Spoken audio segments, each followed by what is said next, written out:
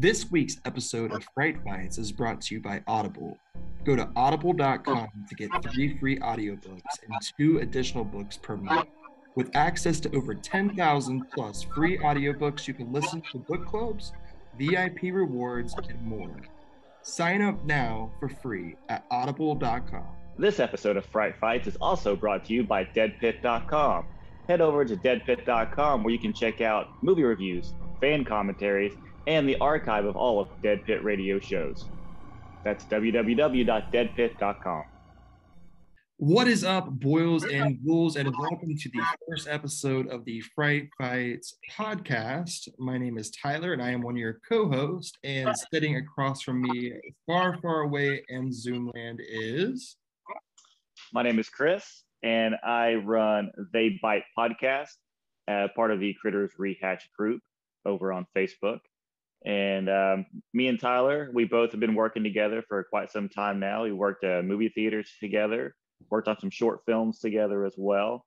Just overall spent a lot of time doing a lot of horror stuff together. Yes, and Critters Rehatch is the Facebook group that you've run. Now, I would say that you're probably the world's #1 Critters fan. That's what they say. That's what they say. Well, awesome. All right, guys. So what we're going to be doing here at Fright Fights is essentially each week we'll be putting together 2 films. I will pick one film and Chris will pick another. The theme will be different and rotating. And most likely will be titled on each podcast to make it kind of come together. And what we'll do is we're actually going to be putting them head to head to see which one is the better of the franchise, the better type of film, the one that we like the best. And at the end, you guys are going to be deciding who wins. So essentially, if you log on to our Facebook page or our Twitter page and follow us, you can actually vote each week and kind of come into the podcast yourself and tell us what you think. Yep, and both the movies that we choose for the fights are going to be both that we've seen, that both of us have seen, because we don't want to go into it with being a one-sided argument or anything. So we both have had to have watched the film, and we both will discuss both of them, what we both like and what we don't like about them.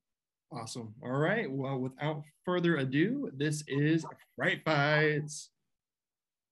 All right, guys. So this section is horror hot takes. Each week, what we'll be doing is we'll be just discussing different kinds of things in horror. Pretty much, if there's a new trailer out, if there's a new movie out that we kind of like feel like connects, we'll be discussing anything and everything. So this week, I think that everyone was really excited to be surprised by Scream 5. The trailer just recently dropped. What do you think about it, Chris? Hello, Tyler. What's your favorite part of the trailer? Honestly, I think it looks kind of interesting. I think it's something that's almost generational. Back when Scream first came out, it was very like analog still. Like we really didn't have a lot of internet access and stuff. So I feel like Scream 5, even though Scream 4 really brought it in a lot, I feel like Scream 5 is completely hitting that hard reset button for like new generation essentially. Well, when you look at it that way, pretty much every Scream movie did, because in the 96 they were all using the duplicate the voices and everything like that, the voice changers. They're using the cell phones, and they're like copying cell phones to be able to use without being able to be traced. So they've always had like advantages in the technology of like modern time. So whatever is the most advanced part of technology, they've used those in each one of the films. For instance, part 3 had where they could actually use other people's voices to capture to make them sound like them. Right. Part 4, they used the webcams and video camera stuff. And then this one looks like they're doing the apps with the unlocking the doors. So it's always been a generational piece with every single film that they've made. Yeah, well, really cutting edge. I think this one is really interesting too because the first 4 had heavy reliance on Wes Craven. This one, I feel like it's the first one that is done completely without his involvement. So it kind of makes it. How much different is this going to translate? I was very skeptical. There's a theory going around. It's a very controversial theory. I don't know if I heard this. So the theory is that the trailer that was released for Scream 5 is fake. It's not a real trailer. Oh, okay. Because the reason they say this is because the director himself has said that they have had a hard time putting together an actual trailer without spoiling anything. And pretty much 90% of the film is a spoiler. So the theory is that while they were filming in the last couple weeks of production, they filmed scenes for a fake trailer. And you know what? That would be the greatest spoof right there. To throw you off completely so that everything you think in this trailer is completely off. And even he said that when the trailer came out, even the director posted and said, you haven't even seen anything yet. Even the director said that whenever the trailer was released, that what you were seeing is the very tip of a very deceiving iceberg. So people have kind of put that together with the director saying that they haven't had a way to pretty much edit a trailer without spoiling anything. So what a better way to do that than to release a fake trailer that has nothing to do with the actual film? Honestly, that's genius. I mean, as you even mentioned before, Scream doing something different. It seems like every movie progresses in some way, shape, or form. This won't be the ultimate kind of like spoof. I feel like. So I think that's cool. I mean, I don't know if I believe that conspiracy. I think it would be awesome if it's true. And if it was true, they constructed a pretty badass trailer. I think it's kind of cool. So the next thing too is when you watch the trailer, they bring back a lot of characters. Obviously, you have Sydney, you have Dewey, and you have Gail. But they also bring back the character from Scream 4, which was the officer. I think her name is it Judy or Jody? I can't remember what her character was. I forgot her name too. But yeah, she was like the lead deputy in Scream 4. And in this one, which was not mentioned in part 4, but she has a son, and her son is a teenager in high school. Right. So her son is actually played by the actor Dylan Minnette. And if you see him in the trailer, he has that kind of blondish, like 90s hairstyle. So he kind of looks like Stu from the first film. So the theory for this one is that in the first movie, Stu actually got someone pregnant because she went to school with Sydney. Oh God. That's yeah. So the theory is that nothing was ever said about him being the father because he ended up turning out to be the serial killer, right? So yeah. Jody never said anything about her relationship with Stu. The son grows up, discovers that Stu was his actual dad, and wants to go on and bring on the legacy of his father. So everybody thinks that he's going to be the killer. Oh, Jesus. 7 Degrees of Ghostface. And I love Dylan Minnette too. I love that they actually casted him. He's been in, well, I mean, you know, I think most people know him from Wallows, which he's like the lead singer for that band. And then also when he started branching off, 13 Reasons Why, Goosebumps. He's done a lot of like smaller independent work too. So I'm excited. He was in a Netflix movie that I watched recently that was called The Open House. And it was actually really good. I really like Dylan Minnette. I think he's a very strong actor. And I think he's probably going to be my favorite of the film by what I'm looking at in the trailer. Just by the way he looks and the way who I think he's going to be, I think I'll like him a lot. Do you feel like they're passing the torch in this one? Like, for example, like David Arquette, Neve Campbell, all of them's coming back. But do you feel like the future of Scream, they're trying to cast these younger teenagers now? No, I don't. I do think they're going to kill off Dewey. I mean, he's already. I feel like he's already been cut off 10 times. It's only a matter of time till Ghostface gets him. There's only been 4 movies and he's died 10 times. It's like, I don't know. He's just like, what was that one? Oh my God. The one kill, I think it was from Scream 2. I was like, he's dead. That's it. He's dead. He's done. And here he comes. I'm like, how did he pull through from that? You know? It's crazy. Yeah, whenever he's up against in the sound booth And he's like, the blood is down the window. He's clearly dying right there. And then it shows him at the end of it on the stretcher, and he's like, ah. I'm like, no, dude, you're definitely in a coma right now. There's no way. Which this one, okay, so I know you're a big fan of Radio Silence, right? Which is the directing duo. Yep. I think they have not only their writing, because they have a really unique writing style, but the way that they do, I don't know who they have in charge of their cinematography, but all of their films have a really good atmosphere look to them. And like every single shot, you can feel it. Like you feel like you're there with them in those scenes. And for some reason, all of their stuff that they've done, I've always really enjoyed the cinematography of them. Yeah, even if the movie's bad. Yeah, I mean they've made good and bad. I feel like, in my opinion, I do think that they know what they're doing when it comes to Scream. I don't know. I feel like they were like super fans. I haven't really heard them talk much about it, but just by looking at this, it feels very carefully like coordinated, carefully shot. I feel like they put a lot of love into it, so you could tell they did have some inspiration and like love for the franchise. They didn't just jump into it because it's a directing job. So I feel like they've done, really good by it. And I think the fact that, David Arquette, Dev Campbell, Courtney Cox, all of them's coming back, it's great. Because I do want to mention one more thing. Scream. It's Scream 5. It's going by the title Scream. It's also not a sequel, but it is a sequel.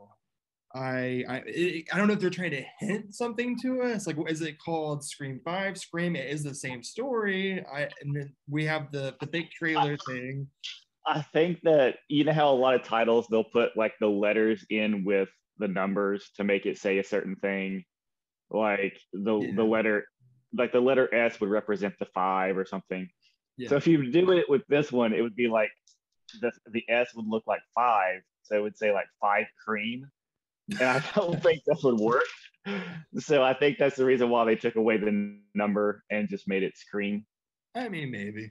And then I always have to think, what if we get there and it's something completely different than what we thought it was, with mentioning to the trailer and everything. So I don't know. I'm very curious to see it. I'm excited to see it come out. January 14th is the date right now. So I'm all down. I think that the trailer looks solid. What do you think? Most anticipated. I was more excited for this than I was at Halloween Kills. Oh wow. Okay. So, and moving on to the next hot take, I want to give this one to Chris because he is a big fan of the original Dark Knight of the Scarecrow. Yeah. So JD, I can't think of his name. It's like Feigelson or Feigelson. It's JD Feigelson, I think. But he's the director of Dark Knight of the Scarecrow, with Larry Drake, who plays the killer Scarecrow. It was a made-for-TV movie, and very well done, very well made, and really creepy, horror film. All these years have passed. They brought it out on Blu-ray, special collector's edition. Didn't think anything of it.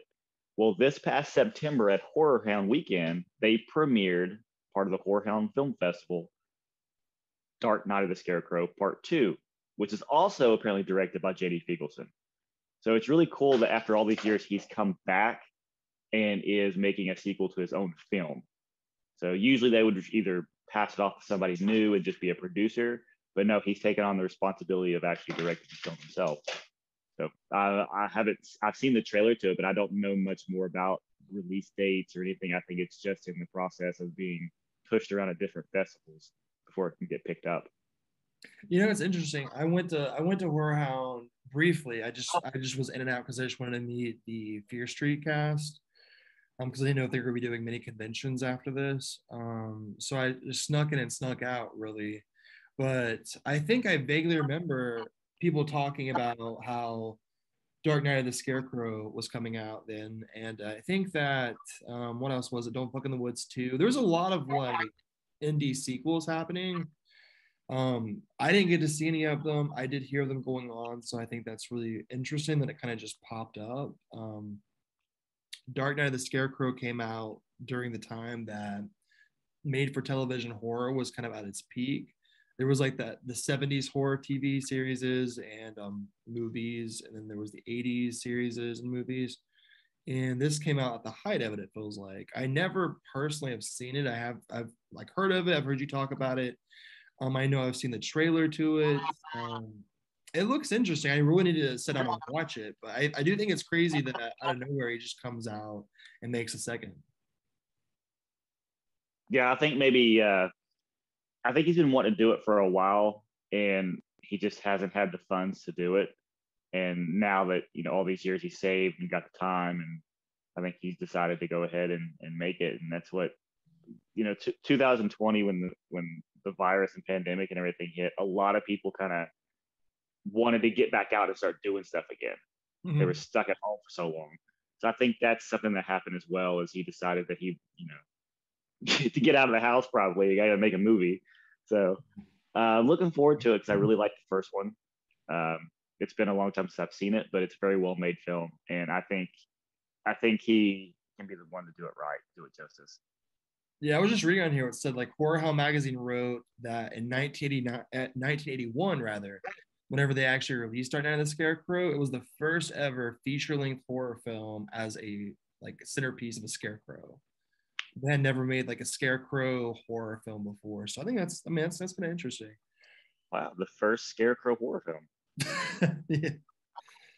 And okay, so we all love the Halloween franchise, and we know David Gordon Green recently just emerged into horror. He really, I think, he like made a lot of indie films back in the day. He's moved on to do like a lot of like stoner comedies later on, and now he's kind of like dipping his feet in horror. And now that he's got Halloween under his belt, he's making the franchise strong. We hear of him making a Hellraiser for Hulu. We hear of him possibly picking up other series as well. So in a lot of ways, it feels apparently he's tied to do the new Exorcist trilogy as well. Yeah, I mean, I think that he's going to be doing a lot of stuff. It feels like in horror. He's like the hot item. It was like Jordan Peele, and now it's moving on to David Gordon Green, which I feel like is interesting. I hope he doesn't take the way that most up and coming directors do. Like if you remember when you had Alexander Aja, he made High Tension, mm-hmm. and then all of a sudden they were like remake after remake after remake. He went to The Hills Have Eyes, he went to The Piranha, and I hope that because he did that, David Gordon Green did Halloween, I hope they don't trigger him as like the remake or the reboot guy. I hope that he's able to go off, and because now he's doing The Exorcist. So I hope he's able to go off and do more of his own stuff instead of just being the guy they get to remake other films. Mm-hmm.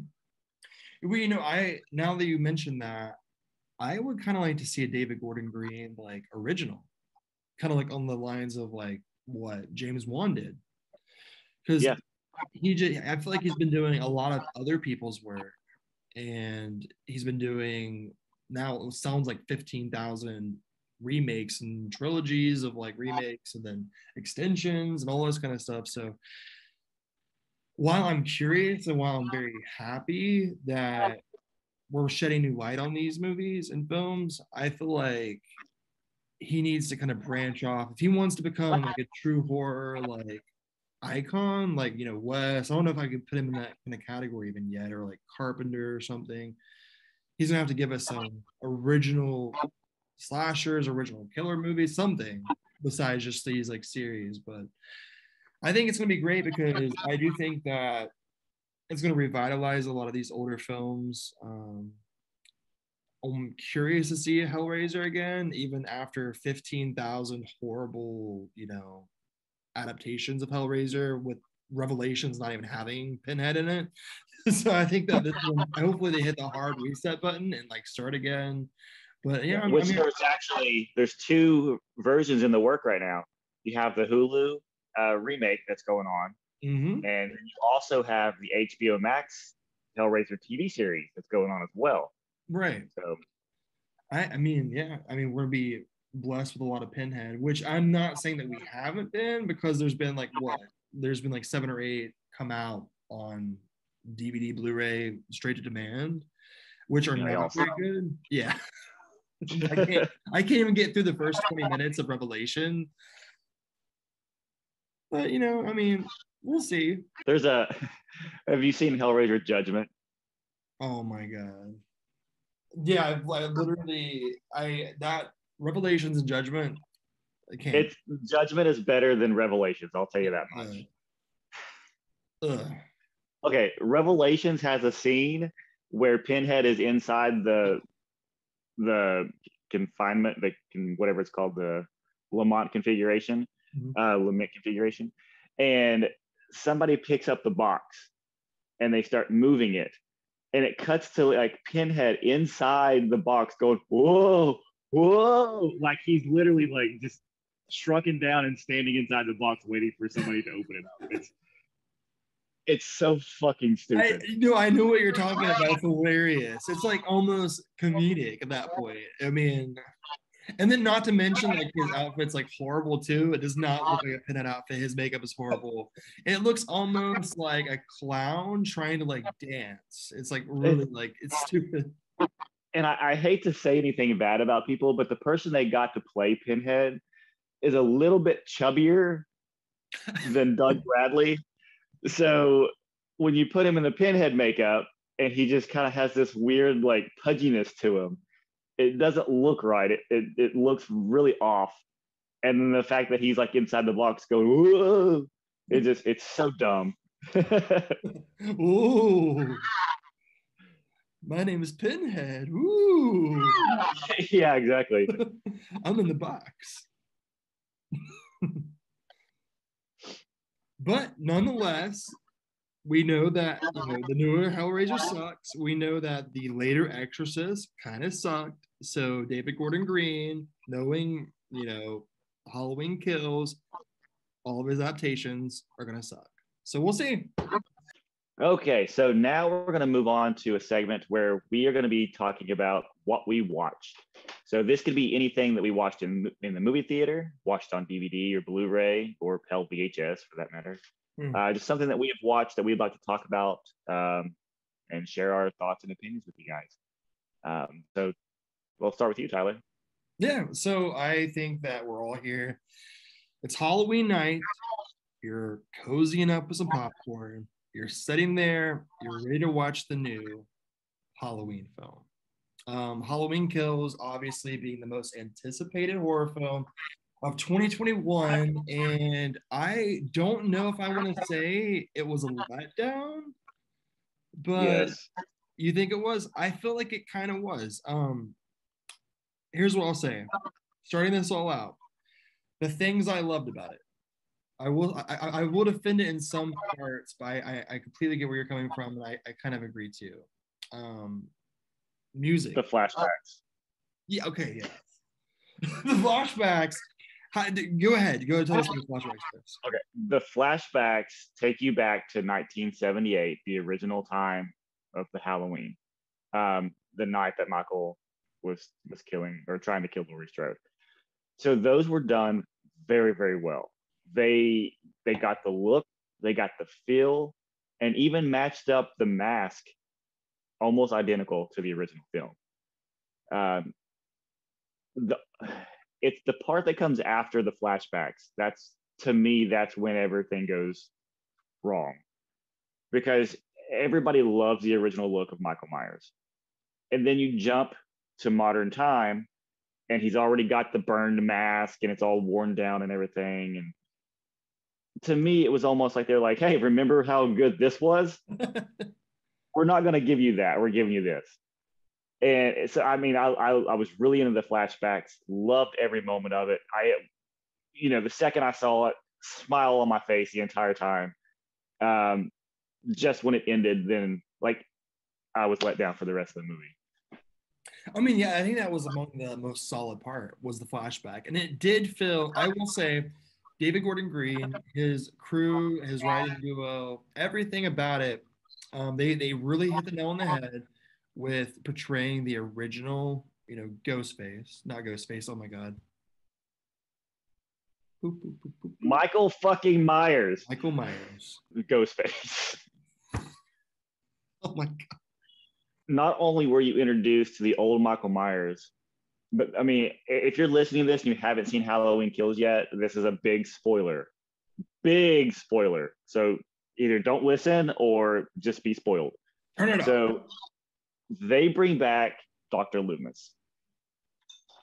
A highlight of the film, by the way, because my first thought was, oh, they like did the deep fake thing, or they rotoscoped Dr. Loomis.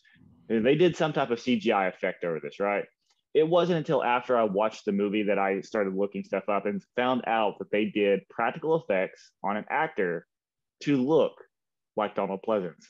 And holy hell, did they do that perfect.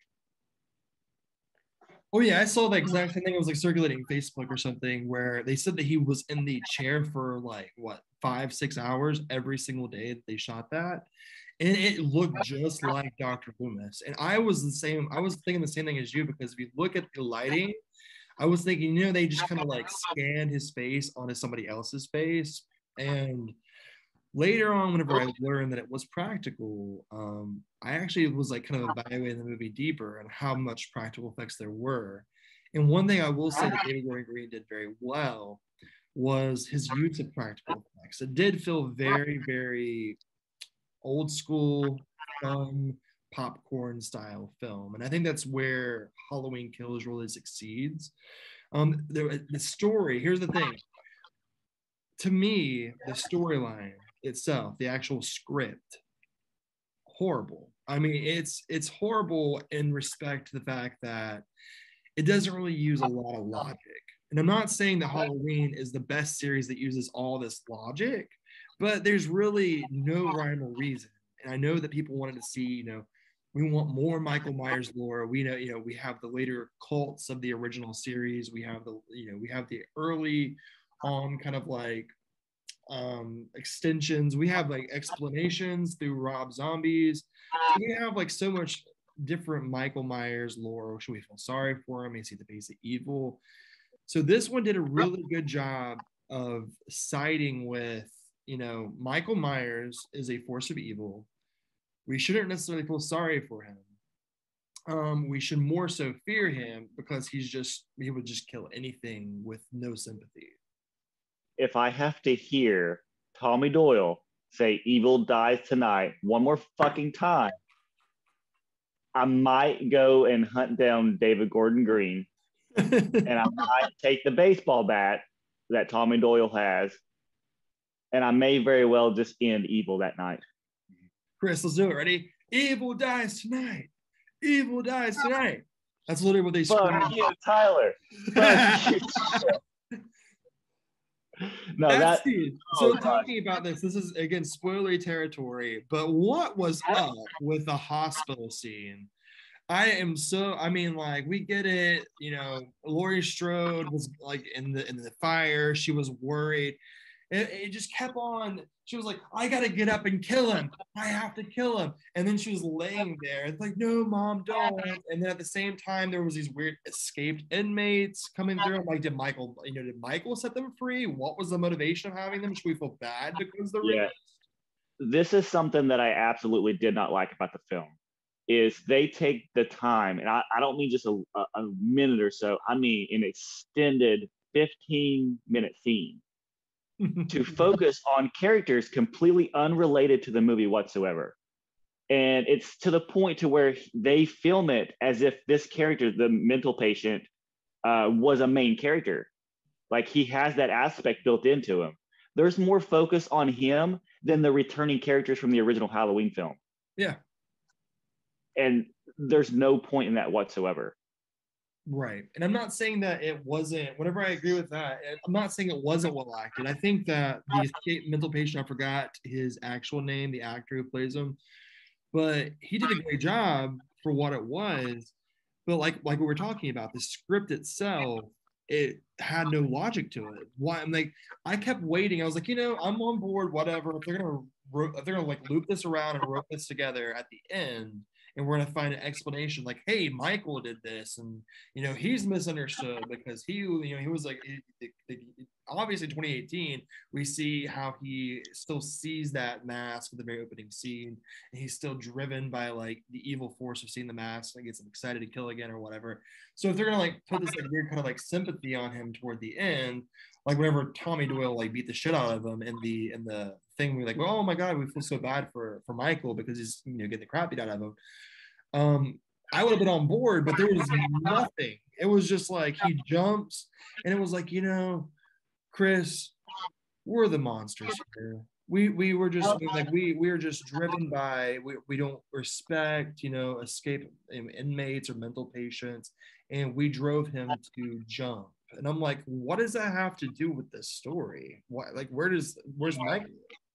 If they wanted to do something of that nature, they could have done it where, why not have the mental patient have a run-in with Michael Myers, and Michael, for some reason, something happens and Michael's mask comes off, and the mental patient grabs the mask and runs away, and then puts it on just for fun because he's mental. What the fuck? And then that's when he ends up at the hospital. So he goes in with the Michael Myers mask on. That's why everybody thinks it's him. Right. Like there was no reason for anybody to think that was Michael Myers at all. Yeah, I mean, it would have been more believable that way. But that's what I mean. There's no logic to the script itself. Now, I will say the defense I will have is the music, which obviously was done by Cody Carpenter, John Carpenter. It was kick ass. I thought the actual soundtrack was great. You didn't like it? I thought the music sounded good, but I thought the cue points were very, very off. There was one specific moment in the movie I remember toward the end of it when, there's a scene where Michael's coming down the staircase at his house, the Myers house. And it looks very similar to what it did in the original film whenever Laurie Strode's at the bottom of the stairs and he steps at the staircase. Right. He steps onto the staircase, and I remember thinking, this would be a good place to put the Halloween music. And it wasn't there. And then 3 seconds later, the Halloween music hits. And I'm like, why didn't it hit the second he steps onto the staircase? Like it felt really off. And then there was also a moment too, whenever Michael is chasing everybody through the park, and it literally sounds like somebody just grabbed a cat and threw it onto a piano, and it was just like stumbling around on the keys. It was like ding ding ding ding ding ding ding ding ding. It's very, very weird. Like, I wonder if there was I want to see the original script now that we're talking about that, because I wonder if it was an editing issue all along. Because if you look at it, they had plenty of fucking time to edit it. Right. Yeah. 2.5 years plus. I don't understand why there was like scenes where Michael has no means to travel like quickly. Like he can't tell, like, what I mean by that, like maybe he can travel quickly, but he can't teleport. So why at the end, how the hell, first of all, why would Laurie Strode's daughter, why would she go back to the house? Like she was so scared or whatever, of Michael, and then he will die tonight. Oh my God, he's dead. Oh my God, thank God, we stabbed him 3 times, we shot him a bunch of times, he's dead. Wow. And then she goes back to the house that was just a crime scene, the original Myers house on Halloween night in Haddonfield. And next thing you know, we see a completely intact Michael Myers appearing out of nowhere. 20 seconds ago, his ass was on the ground, dead, basically, which we know he's gonna come back, but how did he travel past all those police officers? How did he get past the horde of like crazy people wanting to kill him, go up the staircase in front of a crime scene, and then appear to stand behind Laurie Strode's daughter in a 20-second period? I don't get it. You know what I mean? That wasn't just that scene. That was the entire movie. There was no logic in time. Well, where was the police? In slasher films, that happens quite a bit, especially in you take a look at the Friday the 13th movies when Jason just pops up out of nowhere and catches up with people fairly quickly. It does that the same thing in the other Halloween films, but so yeah, it didn't feel right. You actually felt that kind of change suddenly.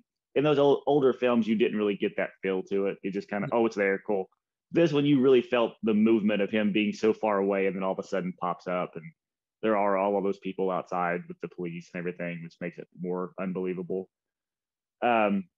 It's to the point like, so if this wants to be, because Friday the 13th eventually just became like, how can we like create like really creative kills around Jason Voorhees and maybe add in a little bit of like story at the same time. So it makes me wonder if this Halloween Kills was trying to go more toward that, to where it's just more so focused on Michael Myers being a straight up force of evil, a little bit of story thrown in, and then pepper that throughout with like these like creative kills. That's what there was only a couple creative kills in the film. Most of Michael's death scenes were him stabbing someone in the neck. I mean, I could probably count like 5 or 6 neck deaths. Then you have the fire department, which those were all real quick. You couldn't really see it because the camera was all shaky.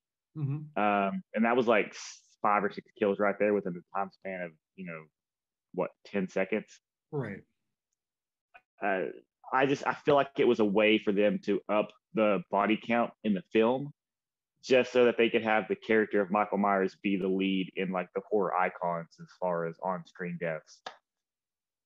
I mean, I would 100% agree with you. And I really don't know exactly what happened between Halloween and Halloween Kills, because I felt like Halloween, the 2018 release, it really was trying to focus on the story of, 40 years later, seeing the mask, putting it back on, escaping, Laurie Strode, the whole thing, and then the showdown, and you're like waiting for it to happen in these films.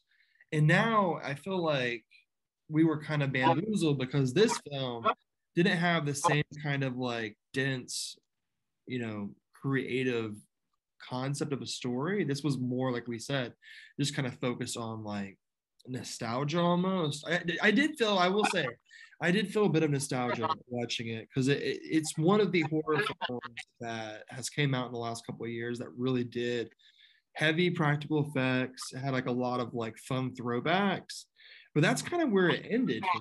I mean, Halloween Kills. If they would have made a movie based off the flashbacks and just kept it in that time period with the same stylized camera movement with the slow pace to it, I would have loved it. But the new modern take on it, it's not my thing. Yeah, I mean, I think that I letterboxed it at 3 stars, and I think that was pretty fair. 3 out of 5, maybe 2.5. I could see that too as well. I am glad that we're in a theater again watching Halloween. I'm glad that the series exists. I'm glad that Blumhouse picked it up. I think it's a great company to do it. I'm curious to see the next one. I will be there opening night. Hopefully, I mean, it's just, I didn't hate it. I will say that. I want to say before we move on that I didn't hate Halloween Kills. It just had a lot of issues that outweighed the good. I think it was more towards bad than good to me. It was okay. Yeah. I think I had a lot more issues with it than you did, but ultimately it's Michael Myers. You got to enjoy some aspect of it, and you always got to look forward to a new movie coming out. And I'm always going to be there to watch a new movie, no matter how bad the other ones are. I mean, we made it through Halloween Resurrection. Yeah, no, I mean, I'd never watch that again. Done. Bust the rhymes out. Come on. What else did you watch? Okay, so you know that I do 31 horror films in 31 days for every October, and it's always movies that I've never seen before. Right. And somehow I always manage to accidentally have some type of theme going along. Like one year I accidentally had like 7 or 8 different movies from like a certain year by accident or something. Yeah, or from the one year where you did like a bunch of anthologies by accident or something. Yeah, just movies I haven't seen, just something like that happened. Well, it happened to me now. So I decided to look for some like killer animal flicks that I hadn't seen before. So in the mood to watch one. And I came across a movie called Crocodile. Never heard of it, never seen it, didn't know anything about it. lo and behold, it's directed by Toby Hooper No way. from the year 2000.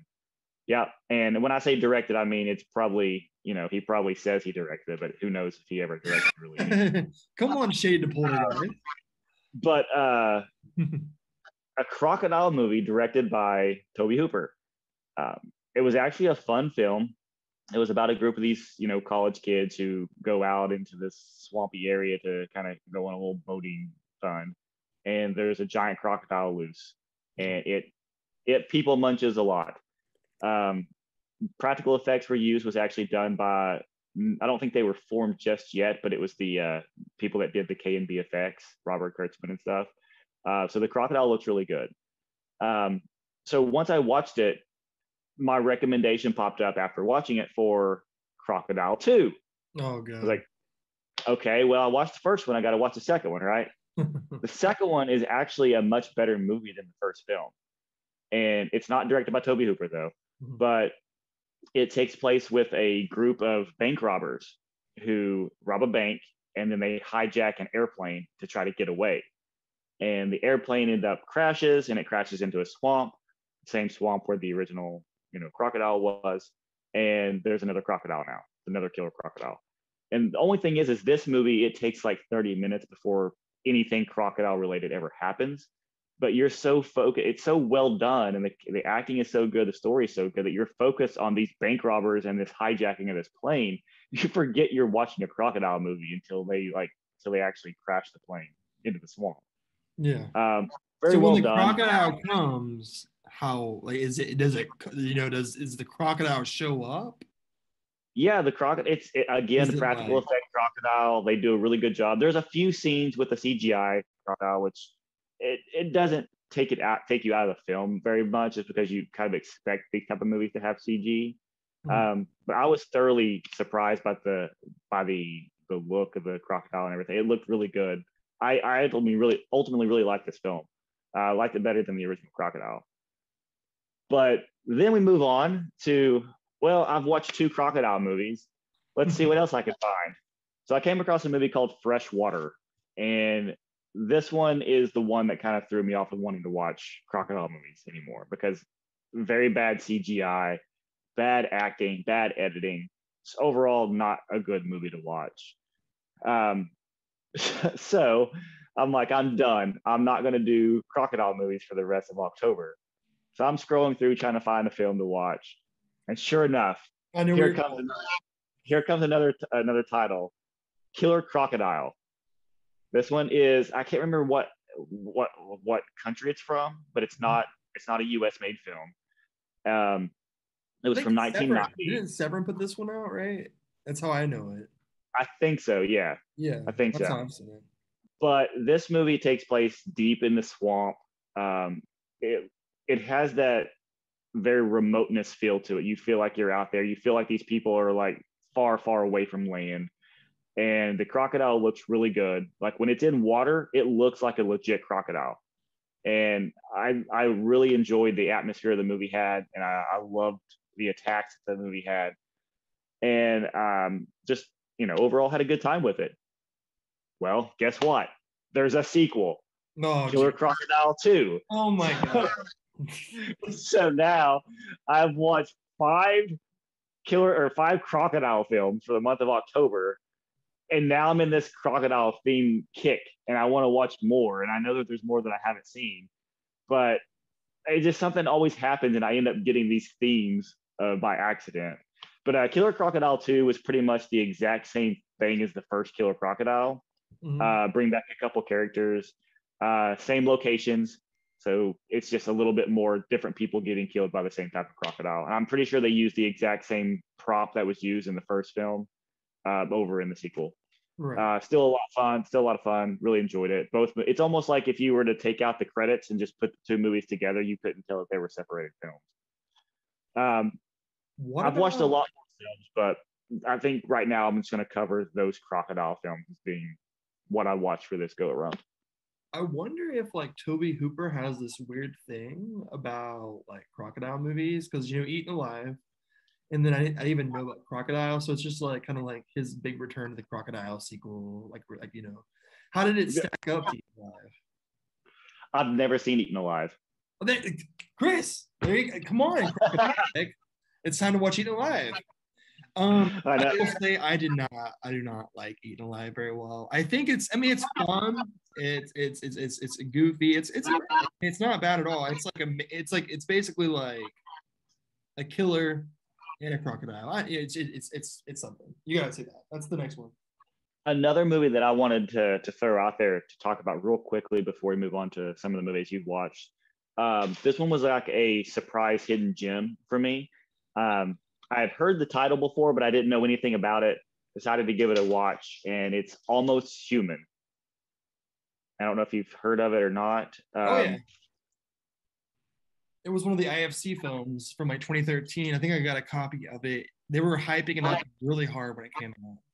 I remember. Yeah, so it's a very, very low budget film. It's about a guy who gets abducted by an alien, and it comes back a couple years later, and he's now part human, part alien, and he goes on this killing spree. It plays out like a slasher film, really. Like he literally kills people in slasher-esque ways.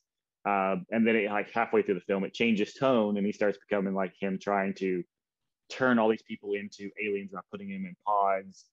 It's a really, really fun movie.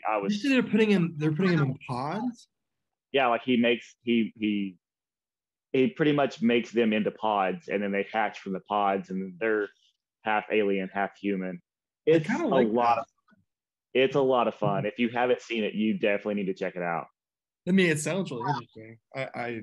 I have it. I never put it in, but I know that whenever it came out, people were just going on and on and on about it.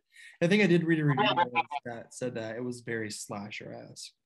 So I'm down. I mean, it feels very fun.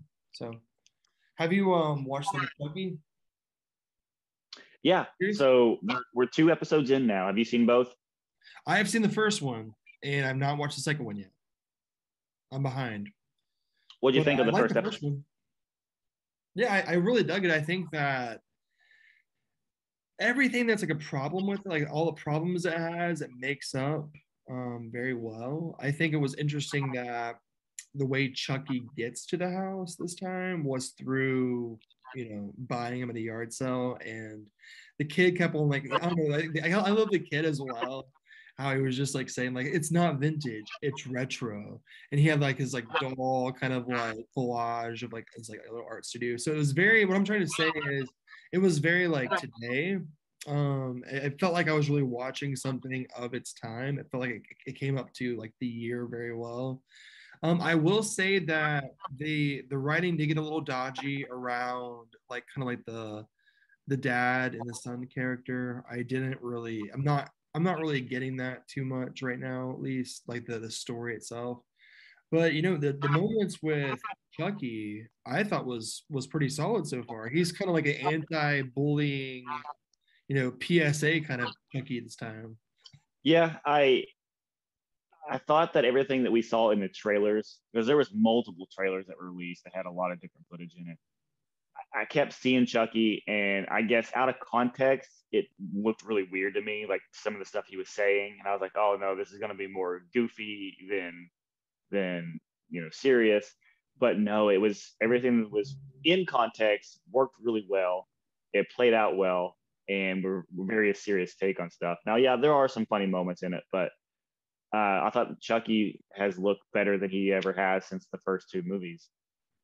Oh yeah, no doubt. And I mean, I think that's Chucky as well. Like Chucky being a doll, like a doll is kind of goofy to begin with too. You know what I mean? So It's just like I think it's important to keep that kind of natural tone of like having that comedy that Chucky has, that sly sense of humor. Because a lot of people has grown to like love Chucky for that and like the comedy of it. But looking at it, it's just like, who directed this? I think he directed the entire. He has directed the entire series. It was Don Mancini. Oh, was it? I'm pretty sure he directed the first episode. So yeah, I thought that I thought the doll itself looked very, very. I agree with you. It looks very close to the first 2 films, and the first 2 Child's Play. I like the third one as well. The first 3 Child's Plays, I mean, I adore. They're great films. Um, I would say like top three horror franchise for me, possibly even. So it was very important that we would get a refresh. Chucky, I feel like progressively got weirder and weirder after Seed, all the way up through like Cult. Like his look did. So I like that he kind of like went back to his roots. And yeah, it was a lot of fun. Did you think it was fun? It was a very fun episode especially for a first episode. Um, I really like the main character. I love the interaction between him and Chucky. Um, I think it's going to be a lot of fun. I've seen the second episode, and since you haven't seen it, I don't really want to talk about it yet. But Yeah. there's a lot of stuff that happens in the second episode that I think you'll enjoy that kind of pushes the story along with the two characters. Well, nice. Yeah, I'm curious to see this entire season. I think that they're going to really pull together something. I'm wondering, just from the first episode, I don't know if anything happens in the second episode that kind of like alludes to this or moves it forward in any way. But the first episode, I just feel, I mean, it's obvious, I feel like too, but I feel like Chucky and the little boy, I forgot his name. I feel like they're going to have this like weird relationship and then he's going to turn on him at the end. I could see that happening. You're smiling, so I'm wondering if it's like something happens in the second episode. But I mean, it just seems like it's a matter of time because like he's all buddy buddy because he's my buddy or whatever. But we'll see. I'm curious of what you're going to think of the second episode. Oh my god, I'm excited to see it. But speaking of TV shows with horror films, we also got another TV series, which was Day of the Dead, which also premiered on Sci-Fi as well. So have you had a chance to check out Day of the Dead? I have not. No. How was that? So first episode, again, I thought it was very well done. The dialogue is a little weird here and there because it's almost like it can't tell if it wants to be serious or if it wants to be a comedy. It doesn't flow well with those two aspects. It needs to decide which one it wants to be. But ultimately, it was real fun. The zombie looks all look great. They look like something that we would see in a Romero film or The Walking Dead of some sort. All practical looking zombies. The way that they come up out of the ground and everything, very very reminiscent of Night of the Living Dead and Dawn of the Dead and stuff. I'm looking forward to seeing what they're going to do with this show. But like I said, in order for it to be successful, I think it needs to decide if it wants to be a serious take on the role of zombies or if it wants to be a comedy, because they kind of highlight both of those in the first episode, and it just feels weird. Yeah, there's something about zombie films and zombie TV shows that whenever I watch them, there's something about the serious zombie, you know, almost like it reminds me almost like how like if they do like serious vampire, serious any kind of like creature, it can either fall flat or it can go really, really well and successful. And I think that whenever it comes down to zombies especially, it's so hard to bring it into like a seriousness because there's that like standard kind of like trope around zombies. I don't know, especially I know like Ramiro kind of like wrote the book of zombies. It just feels like his films, he does it the best. He's most well known. We love Ramiro for that. But there's something about zombie like shows and zombie films. Whenever I watch them, they have to have if they're gonna play it straight, it's gonna have to have a very very strong, very almost like sad and intense story. And I'm not like a big fan of whenever it kind of goes in that direction because part of me wants to see like the goofy kind of zombie, but then when it gets goofy, it kind of becomes like I don't know, stupid, I guess. Well, I'm perfectly fine with seeing zombies look and act kind of silly or stupid. Mm-hmm. But whenever you have the main characters that are acting goofy or stupid in serious situations, I don't really like that. It doesn't mesh, does it? No. Like, for instance, in a lot of zombies films do that, by the way. But for instance, in the first episode, there's a scene where there's a lady who is holding a funeral. And she is the host of the visitation, and she goes to get all the people seated and everything, and the body's in the back, and that's whenever all the zombies start waking up. and she gets attacked by this zombie. It sets up some really creepy moments. It's an intense moment with her getting attacked. And then when she gets in the fight with the zombie, she falls out the door and into the room with all the guests, like at the visitation. And she hits the zombie. She ends up, trying to kill the zombie with like a long pole and a fire extinguisher. And that's all really good. Yeah, really good, really well done. And then it cuts to the people who were like sitting there and they're watching all this happen. And this one guy is like this very hillbilly-ish looking guy. He's like, "Oh, geez, what'd you do to people?" I'm like, "What?" You just went from a very serious, intense moment to this goofy guy with the goofy dialogue. And it's like, choose one or the other. What do you want to be? Yeah. I mean, it sounds, I can't really speak to the actual show because I haven't watched it yet. But I feel like the only zombie movie in recent times that I can think of is One Cut of the Dead. They have like a half of it's very serious, half of it is very goofy, and it's genius, and it's so hard to nail that. And, well, if you look at Shaun of the Dead is 100% comedy. Right. But everything that those characters are doing is all done in a serious tone. Right. And it plays it perfectly. Uh-huh. Well, I mean, there's something about, because like when you think about a zombie outbreak or zombies that are like the undead almost, it sounds like obviously like you would want to put them in a situation that's very like intense. Think back to like, even like slasher films, like the killer in slasher films. He's doing a horrible thing, they're killing. But at the end of the day, if you put them in like these like goofy situations and it becomes almost like comedy, if you're going to go comedy, you have to take like a running leap into comedy. I don't know. But obviously the subject matter would be very like serious. But isn't the Day of the Dead series on like sci-fi? Yeah. That's probably half the reason. I'm not trying to dog on sci-fi because they've been cranking out some great stuff. I mean, they did Chucky too, right? So I mean, like they've been doing some like really good things. But when it comes down to like like making zombie movies or like B movies and stuff, sometimes I've learned that sci-fi, I don't know if it's like the execs there or something, wants it this way, but it feels like half the stuff they make has like tonal issues. Like it's like, is it serious? Is it supposed to be funny?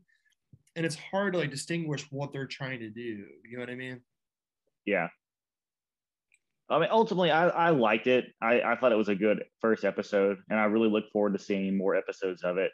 And I'll take a series like this over a lot of stuff that's out nowadays, anyways.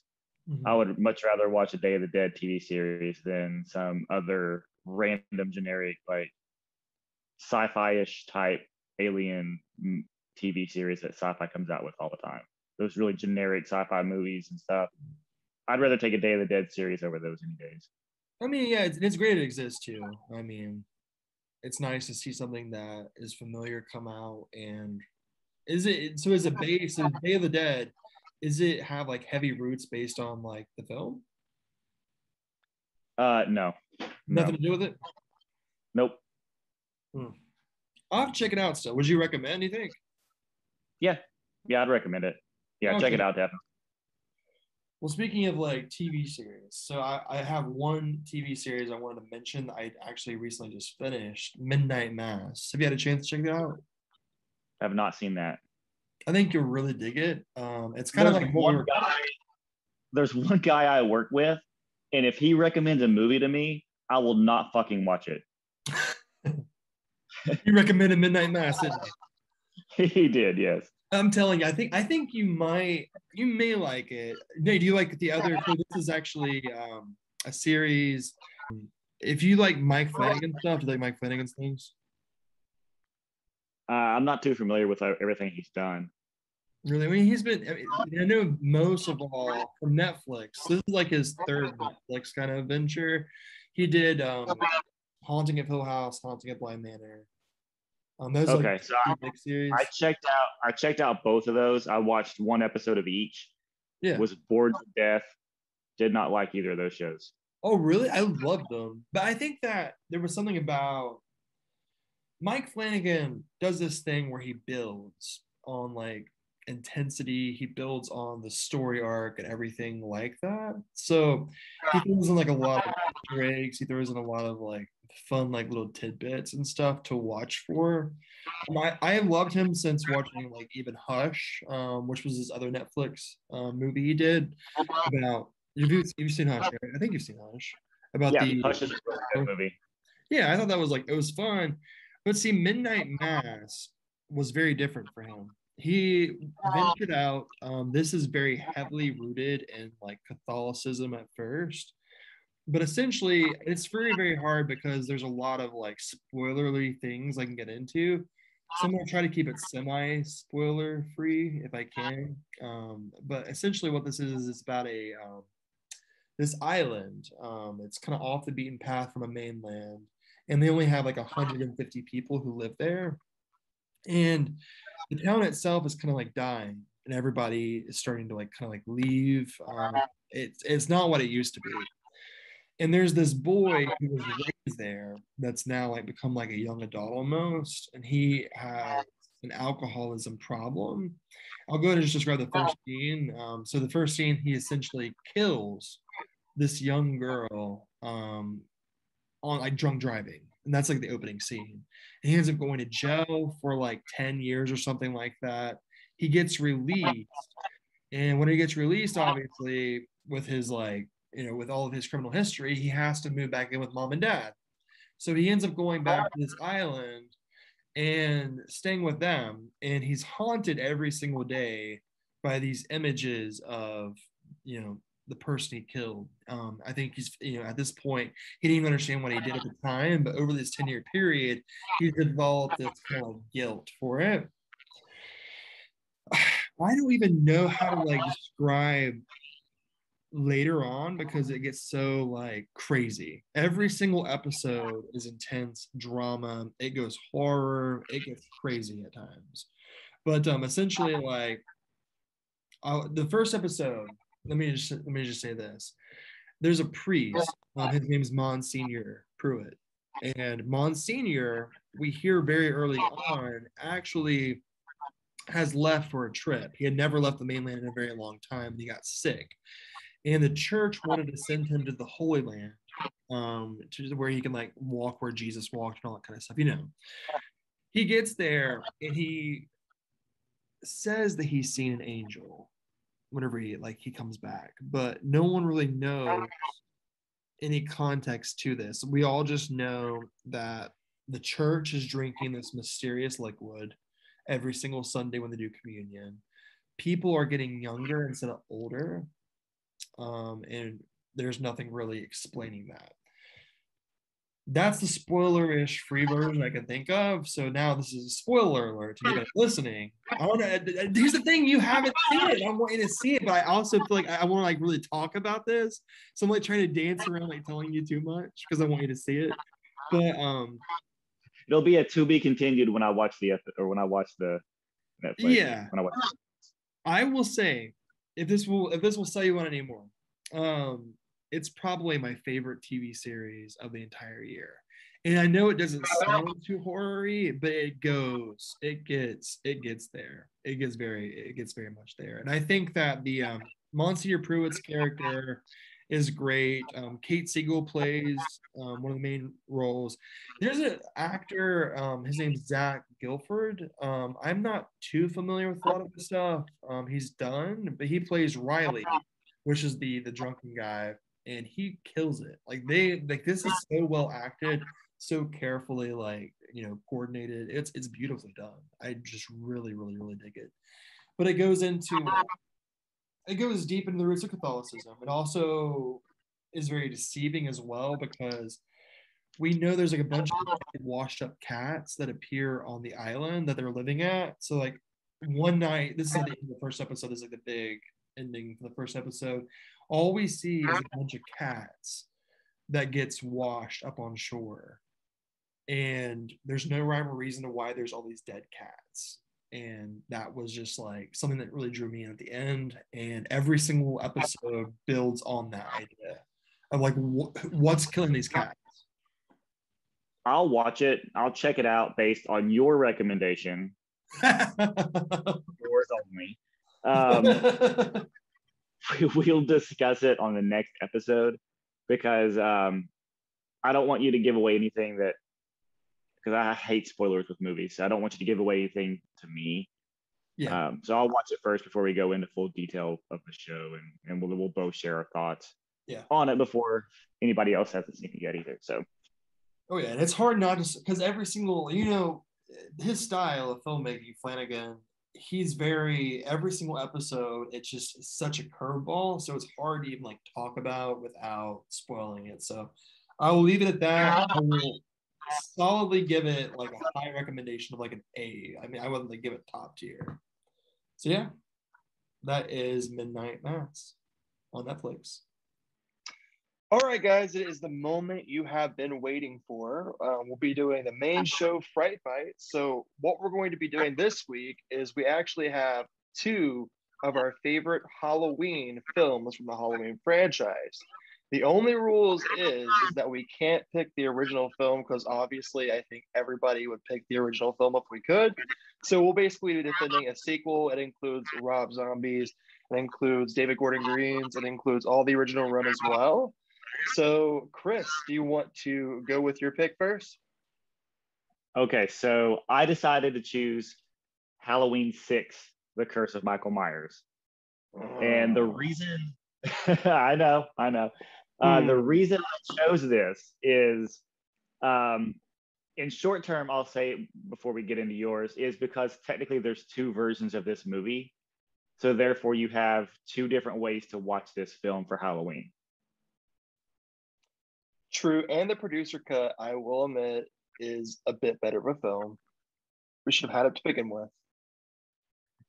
I actually like the theatrical version better. I feel the theatrical version, they went back and filmed different death scenes for the film that you didn't see in the producer's cut. And especially the one that I can think of off the top of my head is the scene where the dad, or whatever he was, goes down to the basement in where the washer and dryer is, and he gets electrocuted. I love that scene. I thought that scene was really good and creepy in the film, and it was not filmed for the producer's cut.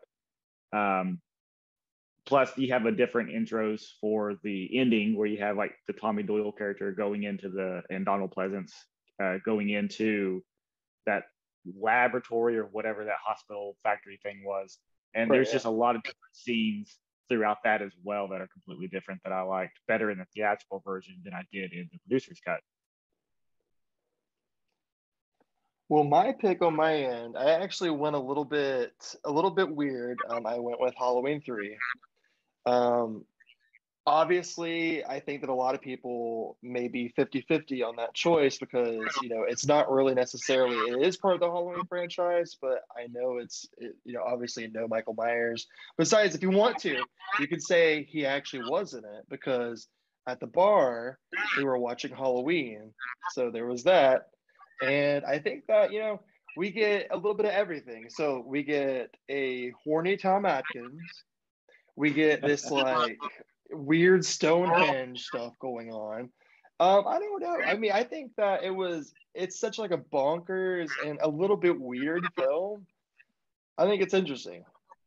So that's my opinion. Yeah, it does have, Halloween 3 does have a very good feel of the Halloween season. You got the Halloween 3 masks that they use, a little trick-or-treat mask. It takes place with the mask factory.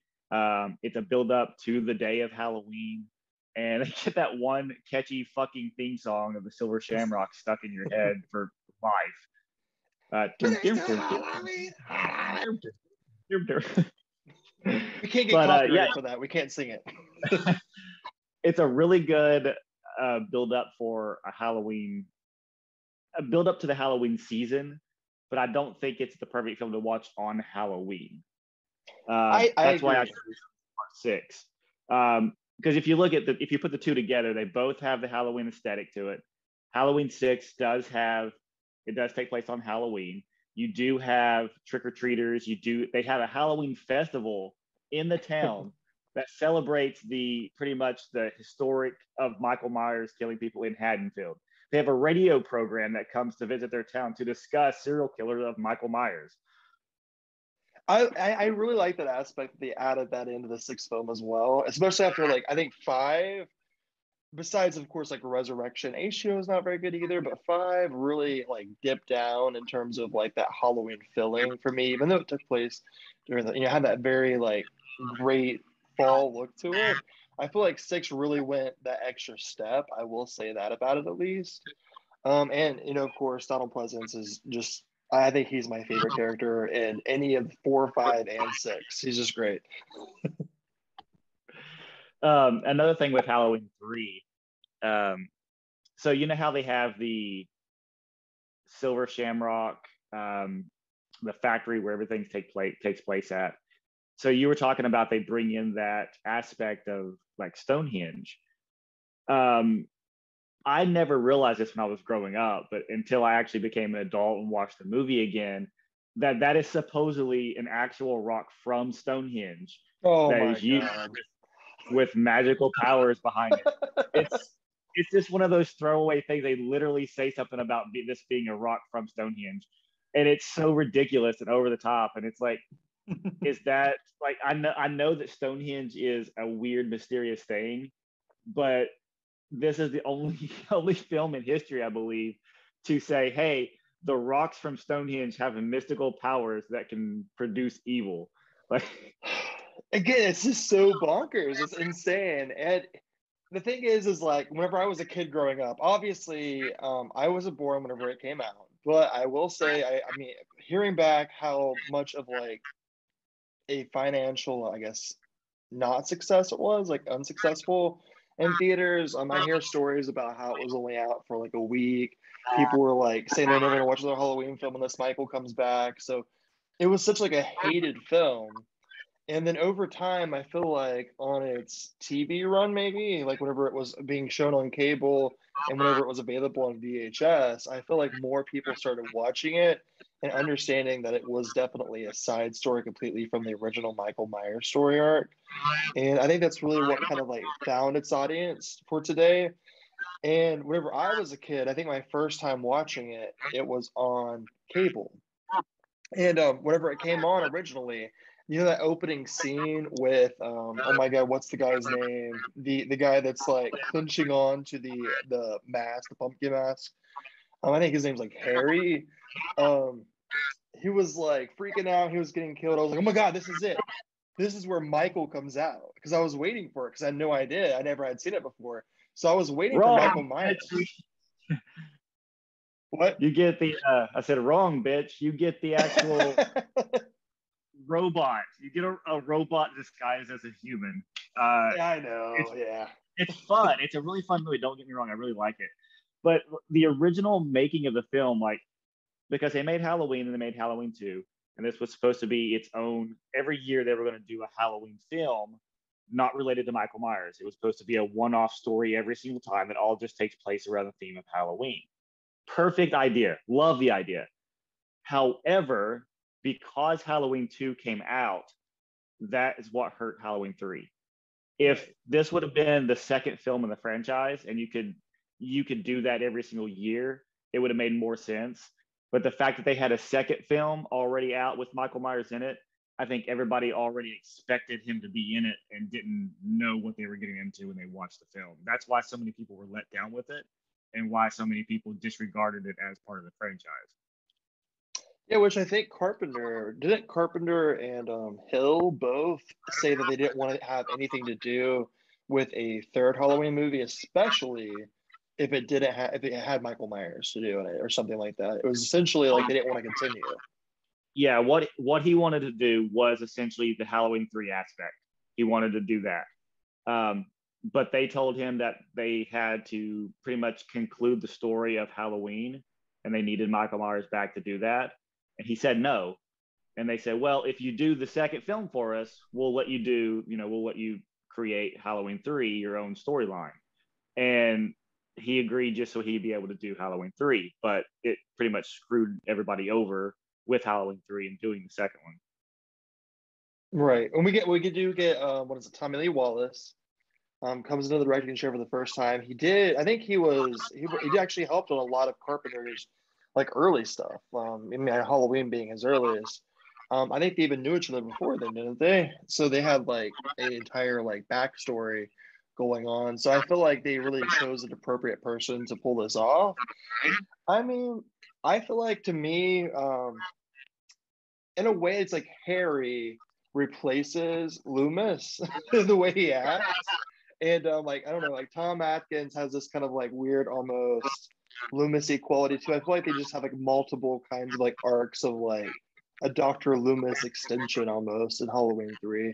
And it kind of gives like that familiarity to the original two without having anything to do with it. And of course, like we were talking with the Stonehenge thing, I think that as stupid as it was, here's the thing. You can really predict Halloween 3 from the very beginning, like one of like the earliest scenes, because on the television, they're like, oh my God, somebody literally moved a motherfucking 5-ton or 5 million ton or something rock from Stonehenge, transported it, God knows how. I don't know how these people did it, into this toy factory that supposedly is just like doing God's work for Halloween by making masks. And you're just like, how did they pull? First of all, how do they pull that off? And then it goes right into the Silver Shamrock commercial. So you're like, something is up with Stonehenge. It's just yeah, like, exactly. but see, you're Halloween 6. Oh, go ahead. I will say that doing the Halloween Silver Shamrock little jingle that they use, and they play it so many times, and it gets stuck in your head. Whoever's idea it was to create that was brilliant, because you cannot think of Halloween 3 without singing that little jingle in your head. So yeah, something really interesting about it, I think, is the fact that Halloween 3, obviously coming after the Michael Myers story, I think it would have been really interesting to see multiple different Halloween films as they had planned, like a Halloween 4, Halloween 5, Halloween 6, if they were their own different standalone stories. I do love the fact that they had Michael Myers come back, but what would that world have been like if they would have continued that trend? So I think that'd been really interesting to see. Yeah, like could you imagine if in Halloween 3, if the town and everything, like where Tom Atkins is first staying at, was Haddonfield, and he leaves Haddonfield to go to the Silver Shamrock toy factory area in a different area, different place, different county or whatever. But the fact, if they would have related that to Haddonfield, it would have been at least a way to tie in the films.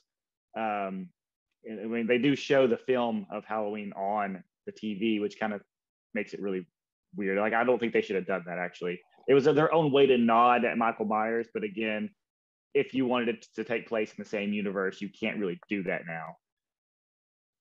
Right, yeah. I definitely get that. It's weird because it's like, yeah, they are in that same universe, but then they also aren't, because no one really talks about. I mean, maybe they're past that. Maybe they're just like done with Michael. They're like, yeah, he was a crazy killer guy. We don't know. It's over with.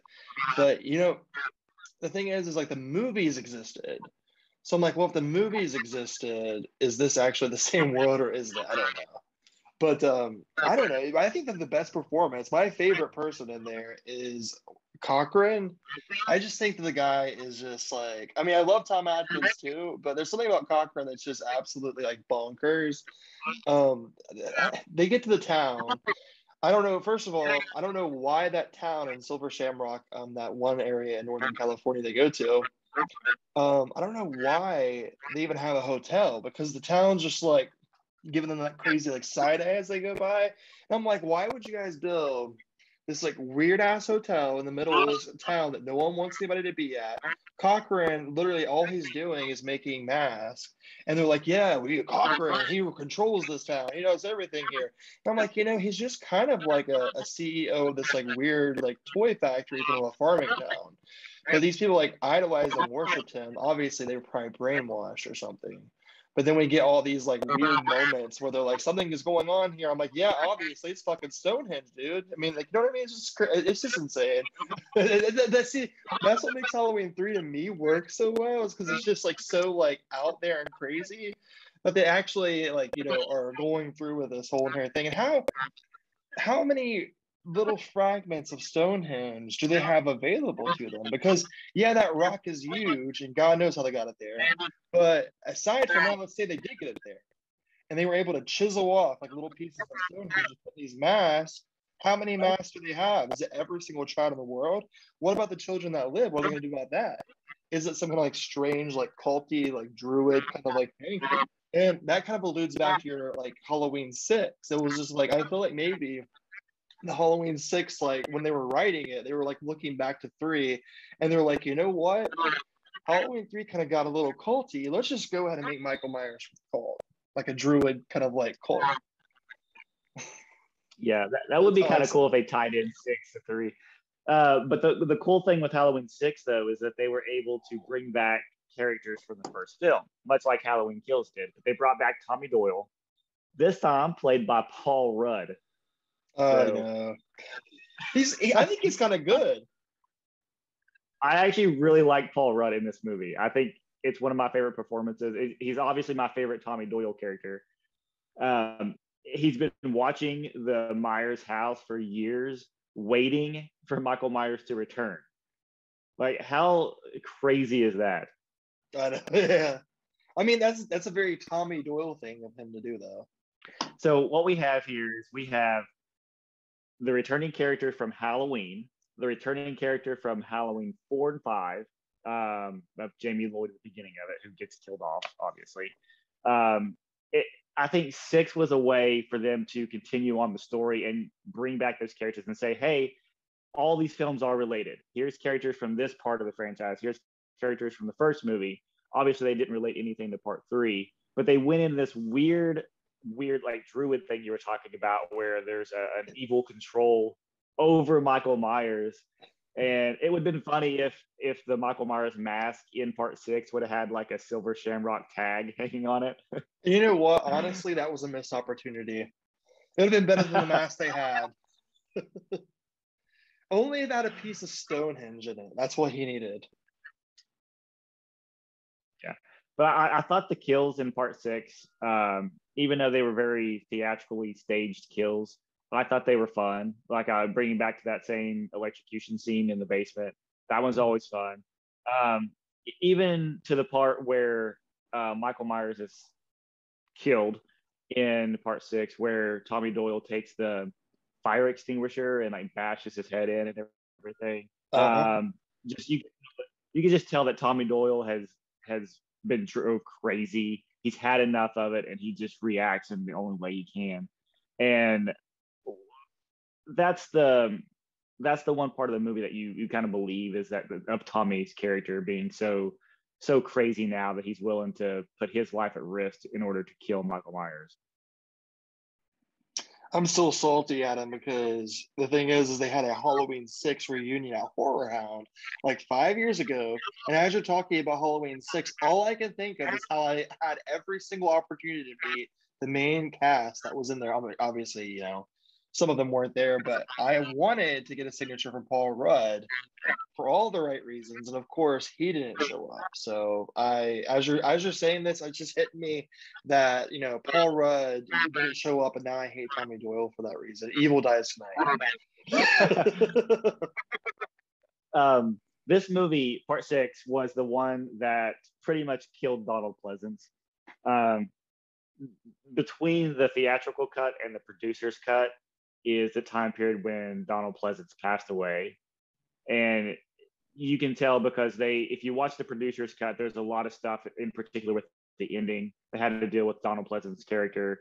And when you see the theatrical cut, you could tell that really wasn't used. In particular, you see that Donald Pleasence's character goes inside to find Michael Myers again in the producer's cut. They cut that out, and he's led to believe that Michael killed him in the theatrical cut just because he's not there any longer, and you just hear him scream. But they couldn't use him again because he had passed away. They didn't really have a way to go back and film anything with him. So exactly. It makes me really interested because, you know, nowadays they want to bring Loomis back. They bring him back. They have, like, it seems like, you know, with technology advancing, So I think it would have been really interesting to have seen his character continue in the latter two. Maybe they would have been better films if he was still around, if they were able to continue his character on somehow. So yeah, I mean, it's just something about Halloween H2O and Resurrection. There's a lot missing. I know obviously they have ways to get out of the story with Loomis, but I feel like maybe that's like a key component of like what happened to those films when they had to like almost write his character out of the franchise. You know what I mean? It just seems like that kind of like really hurt it. Yeah, but for all those reasons, the fact that they have a town that celebrates the festivities of Halloween based only because their town is Sorry, I don't know what that was. Did you hear that? Yeah, no, that was a car passing. Like every like 30 or 45 minutes, there's like a wow whatever kind of car passes. It's crazy. I just kind of like cycle it out, so I don't even like notice the Harley anymore because it happens so much. I thought the druids from Halloween 3 were getting me. Oh god. So with the aspect of Halloween 6 taking place on Halloween, it having the entire town coming together to celebrate the festivities of Halloween, the radio show dedicating itself to the psychotic killer of Michael Myers, bringing the radio show to the town on Halloween night, bringing back the character of Tommy Doyle to have a one-off against Michael Myers one more time to take care of the situation that he didn't get to take care of in the first film. Bringing back the character of Jamie Lloyd in this one. I know it does kill her off, but it still connects the other films together. That is the reason why I chose this film, and because you have two versions. I mean, there's not many films out there that you can say there's two multiple versions of your movie that you can choose to watch with different endings to them. So that's my choice for the main Halloween film to watch on Halloween, besides the first one. Yeah, I mean, I think it's a really interesting choice. I would have never thought of it, and like kind of like going back to it and thinking about how it was presented and kind of the aspect of it. They did do a really good job of capturing Halloween. So I definitely, looking back, I feel like even if I don't think it's my near favorite Halloween film, I would have to say that it does have a lot of that going for it. And Halloween 3, I feel like might be really interesting to watch any time of the year, but especially like the days leading up to Halloween.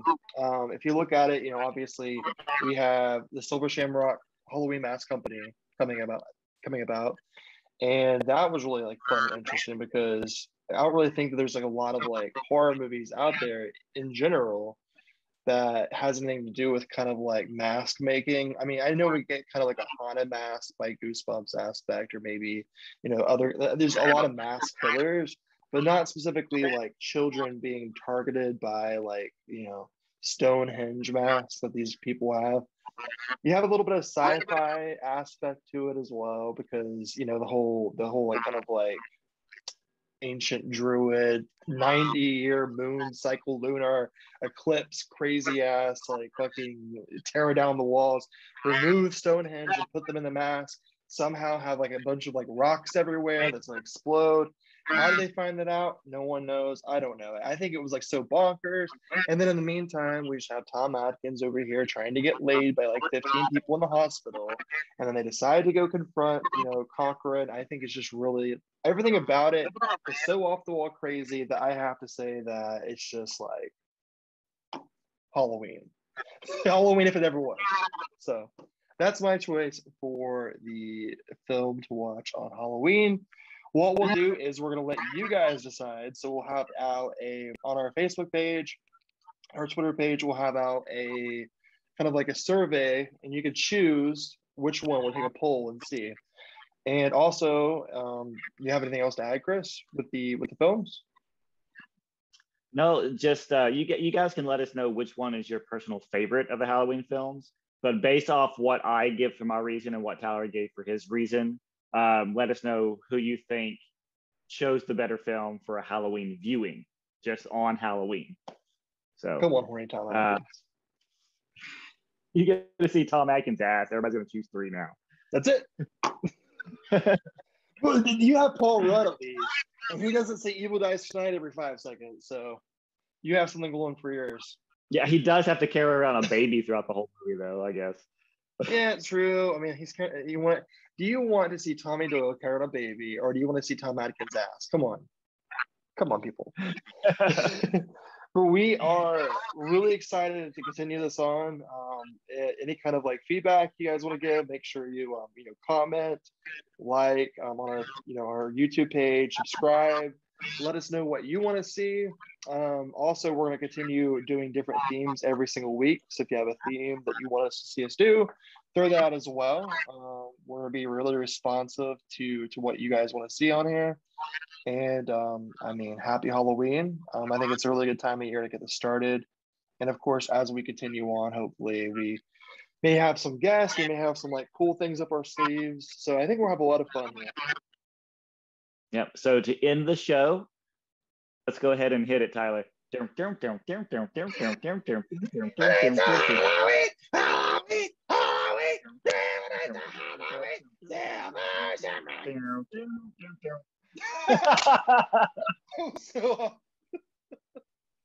happy Halloween. Okay. That was perfect. That is it for us. Once again, I am Tyler. I'm one of your co-hosts here from Fright Fights, and sitting across from me is... I am Chris from the Bite podcast as well. Thank you guys for listening, and have a happy Halloween. Happy Halloween.